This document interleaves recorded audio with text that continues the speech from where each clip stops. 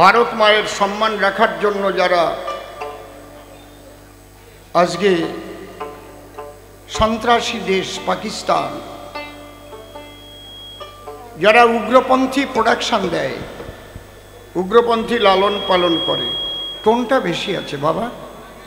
আমি এত সুন্দর টিউন করলাম, তুমি টোনে হাত দিলে কেন?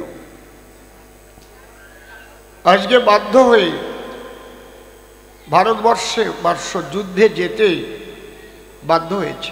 ভারত চায় না কখনো যুদ্ধ হোক। আমরা ভারতবাসী সবসময় শান্তি চাই, থাকার হাত দিয়ে না। যুদ্ধে কোনোদিন ভালো হয় না, যুদ্ধের ফল কিন্তু আবার যুদ্ধ করতে হয়। কুরুক্ষেত্র যুদ্ধ হয়েছে, রাম রাবণের যুদ্ধ হয়েছে, দিনের নবী হযরত মুহাম্মদ যুদ্ধ করেছেন। ধর্ম প্রতিষ্ঠা করতে গেলে, অশুভ শক্তির বিরুদ্ধে, অশুভ শক্তিকে ধ্বংস করতে গেলে তারা যদি কথা না শোনে, তারা যদি ইঙ্গিত না বলছে, তারপর নিজেদের সম্মান রক্ষা করার জন্য, নিজেদের জীবন রক্ষা করার জন্য, জন্মভূমির সম্মান রক্ষা করার জন্য যুদ্ধে যেতেই হয়। আজকে আমরা এখানে গান গাচ্ছি, সুস্থ হয়ে বাড়িতে ঘুম পড়ছি।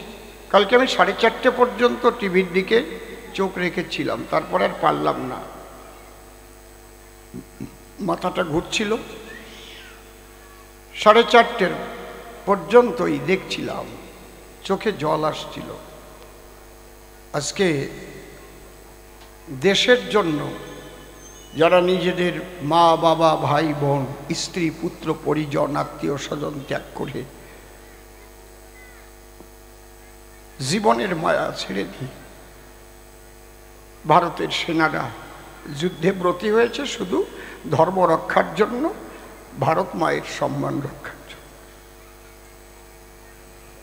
আমরা এখান থেকে ঠাকুরের কাছে প্রার্থনা করা ছাড়া তো আমাদের কিছু নেই, আমরা কিছু করতে পারি না।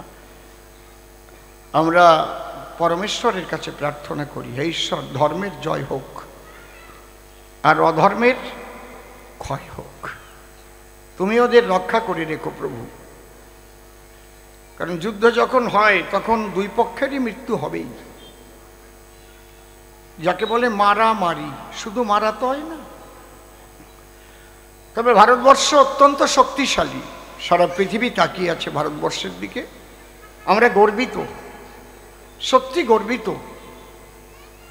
সুদর্শন চক্র যদি আমাদের না থাকতো তাহলে 15টা শহর কিন্তু ওরা ধ্বংস করে দিত, টার্গেট করেছিল। সেই সুদর্শন চক্রের দ্বারায় শুধু রামায়ণের যুদ্ধের কথা শুনেছি, যে ওই কি বান মারামারি, অগ্নিবাণ মারল রাবণ, তারপরে আবার বরুণ বাণ দিয়ে সেই বাণ কেটে দিল, শুনেছি। কিন্তু দেখলাম কালকে সত্যি বাণ আসছে আর সেই বাণ কাটছে কিভাবে। এখন মনে হয় যে সত্যি সত্যি তখন কত উন্নত ছিল, এইভাবে কাটাকাটি বানে বানে হতো। এগুলো গল্প কথা না। এই যে হনুমান যখন যাচ্ছিল, রাবণের তো রাডার পাতা ছিল না, যখন লাফ দিয়ে হনুমান সাগর পার হতে যাচ্ছিল, ওই রাডারে টেনে নামিয়েছিল। এক একটা রাডারের নাম, কোনোটা সুরাসা, এরকম নাম ছিল। আমরা ওটাকে রাক্ষসী ভাবি, মনে মনে ভাবি না। সেখান থেকে হনুমান মুক্ত হয়ে হয়ে তারপরে মা সীতার অন্বেষণে লঙ্কায় গিয়েছিল। আজ আমরা ঈশ্বরের কাছে প্রার্থনা করি, জাতি ধর্ম বর্ণ দলমত নির্বিশেষে আমরা সবাই ভারতবাসী হিসাবে, যে যারা যুদ্ধে গেছে প্রভু তাদের তুমি রক্ষা করো, আর যারা শহীদ হয় সেই আত্মা যেন তোমার শ্রীপাদ পদ্মে স্থান পায় প্রভু।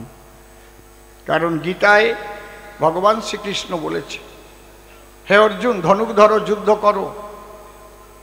এই যুদ্ধে, ধর্মযুদ্ধে যদি তোমার মৃত্যু হয় তুমি স্বর্গপ্রাপ্ত হবে, আর ধর্মযুদ্ধে যদি তুমি জয়লাভ করো তাহলে ভারতবর্ষে ধর্মরাজ্য প্রতিষ্ঠা হবে।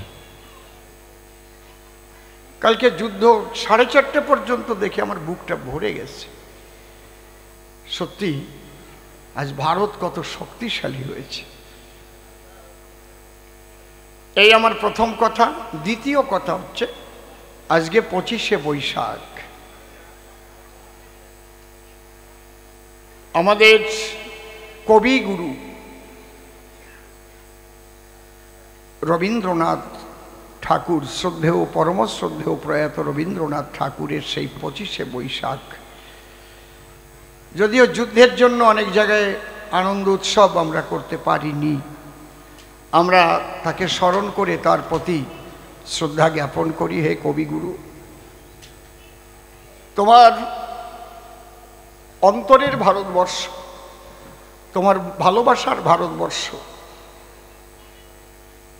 তুমি এই ভারতে মাথা উঁচু করে এসেছিলে নোবেল নিয়ে। তোমাকে আমরা শ্রদ্ধা জানাই সবাই, তুমি আমাদের শ্রদ্ধা গ্রহণ করো।